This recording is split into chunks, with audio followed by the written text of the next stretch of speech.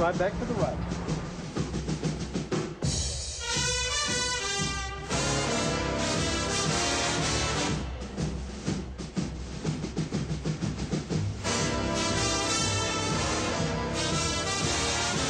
The memorial is divided into two ways for the Pacific and the Atlantic.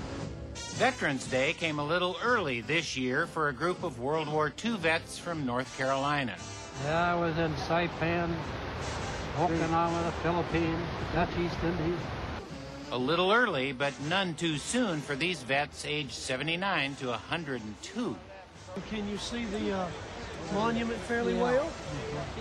Well, over to your left is the Pacific. They journeyed this weekend to see the World War II Memorial in Washington, D.C. 16 million that served in World War II. 400,000 died, many more wounded, obviously, and now there's probably just a little more than 3 million alive. They're dying at a rate of anywhere from 1,200 to 1,500 a day. A day? A day. So, yeah, there was a lot of urgency. They were here because Jeff Miller, a local businessman in Hendersonville, North Carolina, started a campaign in March to send every single World War II veteran in the county who wanted to see it. After all, the memorial was built for them. I really look at it this way. Everything good that I have in my life is because of them. And, I mean, everything. We wanted to take veterans there to the World War II Memorial that had not been, that was the number one thing, and that had financial or physical limitations, or both. This was going to cost a small community big bucks. Hendersonville rallied. So the community really came through on the fundraising. Yeah, big time, in a hurry. Less than 12 weeks, we raised, I think the number was 133,000. Wow. So a lot of these shops and stuff. There was the first one right there, Shelley's. I'd walk down the street and somebody come up and hand me $5. The Boy Scouts got together and did a fundraiser in front of Walmart. Individuals and clubs like the American Legion pitched in. They raised, I think, $2,300 selling spaghetti. That's a lot of spaghetti. It's $5, $5 a dinner. And of course, I saw people come in and write a check for $300. What kinds of things did you guys do? We had bake sales, lemonade sales, car washes, hot dog sales. Wow, you did a lot. The local Boys and Girls Club raised $300, enough to send former Sergeant Fred Logan, who served in the Pacific. I thank them from my heart that they did a good deed for me, and this is the best thing that ever happened to me.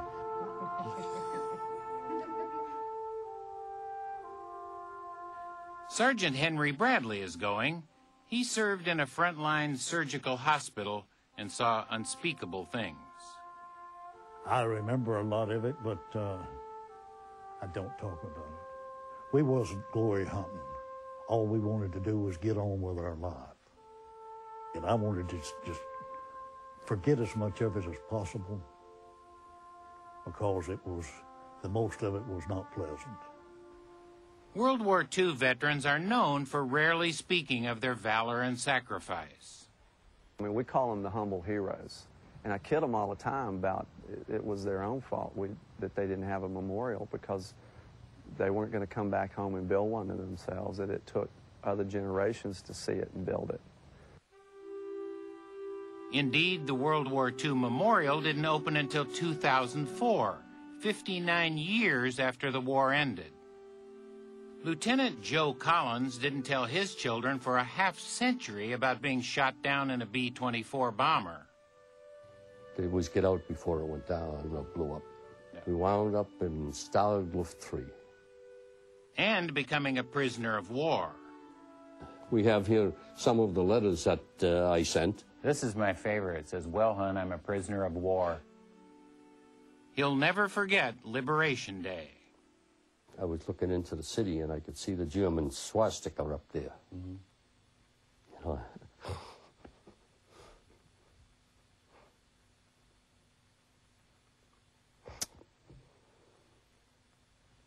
started coming down. Oh, you saw it coming down? Yeah, it always went up. Our flag went up there. And Patton came in. Yeah. Patton himself showed up? He came right in on his Jeep there. Really? Yes, he did. So, tell me about that. Oh, that was something. That's you holding the paper. That's me holding the paper over in front of our barracks. This is the plane that we flew most of our missions in. That's the very plane? That's the very plane, Little Beaver. And I was a nose gunner right up here. Oh, boy. Victor Brown, who also flew in a B-24, was chosen to place a wreath at the tomb of the unknown soldier. And that, to me, is a great honor and a very, I'm touched. That's all I can say. 220 vets signed up for what they called the Honor Air Trip. Monumental planning was required. Shell said there's 24 steps at the Tomb of the Unknown where they're wanting to put us out, and it's pretty steep. We've got 6 EMS, EMT guys going with us each day, a doctor each day. We'll have 50 to 60 guardians each day to push wheelchairs, make sure they need drinks, steps, help them up steps, help them down steps. You guys have a good time. You know we're proud of you. Appreciate that. Take it. 110 veterans went yesterday, 110 more today.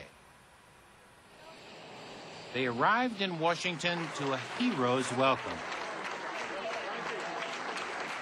and were escorted to the memorial, where some were surprised by friends and family.